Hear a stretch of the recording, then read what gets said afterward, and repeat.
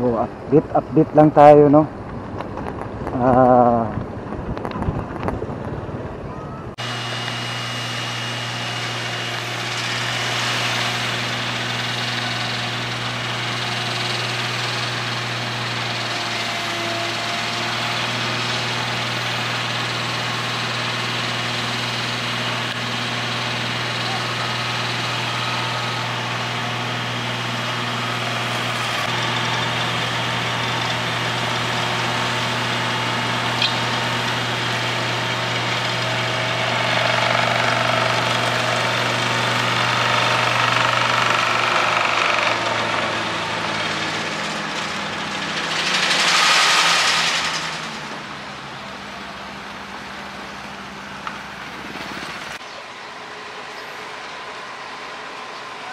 Magandang hapon sa inyong lahat dyan. Nandito tayo ngayon. Okay, ito na yung update tayo dito sa panglimang pier o panlimang pundasyon, panlimang poste o kolom.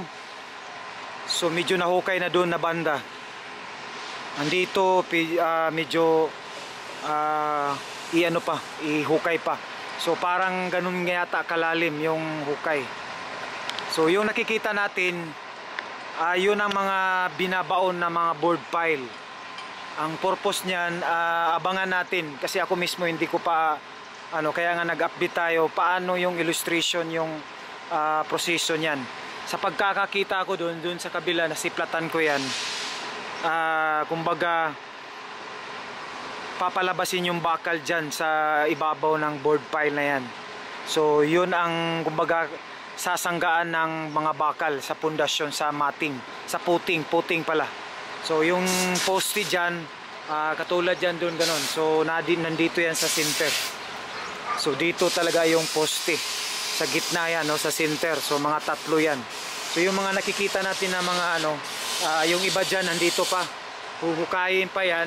Siguro marami yan, no? Iwan ko lang 1, 2, 3, 4, 5, 6, 7, 8, 9, 10, 11, 12, yun, mga yan, every street may yan, may dito yata na street, ilang board pile dito, mga 4. So apat yan, no, hanggang doon, no, hanggang doon sa gilid yan. So street niyan, apat yan. So kaya pala ganun ka strong yung footing, no, ng isang tulay, no.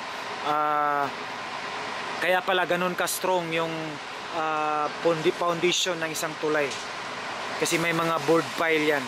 So yun ang magbibigay ng strong. Bali yung poste sa tunga, sa center, yun ang doon na siya magtatap doon sa footing. Anyway mga kapatid, subaybayan natin to kung ano ang proseso hanggang sa paano nila na-connect yung footing in column in poste. Okay.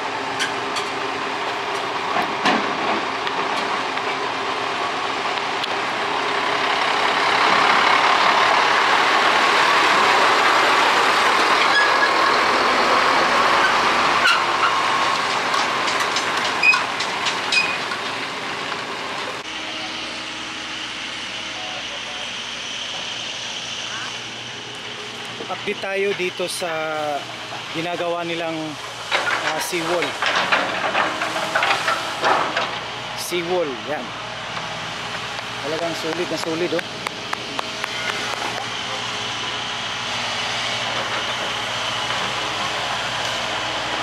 Boss, shout out. Shout out, boss. So buhusan ni ron, boss. Kanusan ni buhusan? Bernice. Okay. Hindi tawagan ni boss? Kuan oil reflector. Ha? Reflector. Reflector. Alay po tong seawall. Wala na siya. Reflector og seawall. Oh, seawall man siya. Ano na siya, wave. Wave. Reflector. Wave reflector. Nya seawall. Masa seawall kanang dito sa baba. So bakal ni no. Ayan, ito yung masa ni pangalan ni mo ni forma. So kaya mag-waves pala talaga siya no. Kasi may forma siya. Ayan. Follow mo sa akong channel no. Sa Facebook na ako, Roel P. Roel P. Ang katong ang imo akong gihatag, Kuya Roel. Lahi po to. So bernis na siya, buhusan boss. Bernis. Ayan o, malapit na matapos.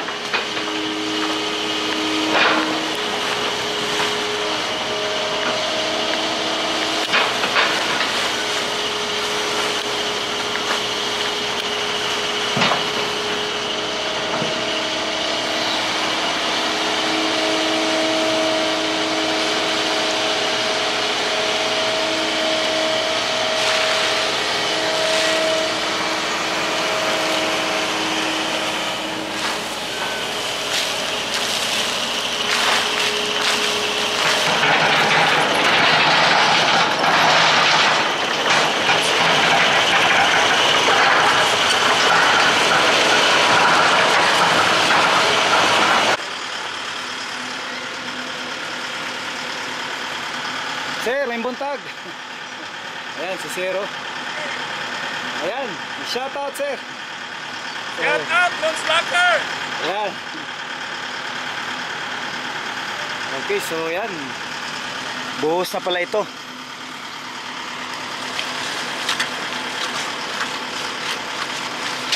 Dili ni basta-basta manog balod, boss. Hindi. Ano yung pinakatirador ng masundre? Sige, si sir. Ako lang ang pangalan nga, John Dipper Tixon. Tixon. Ayan, oh, si Sir John Dipper Tixon. Mana yung John Dipper Tixon? Tirador ng Amazon. Ayan. Shout out sa mga mason, no? Sa mga chikabit, mga po na yung tirador. Ayun. Huwag din. Baka magalit yung asawa, sir.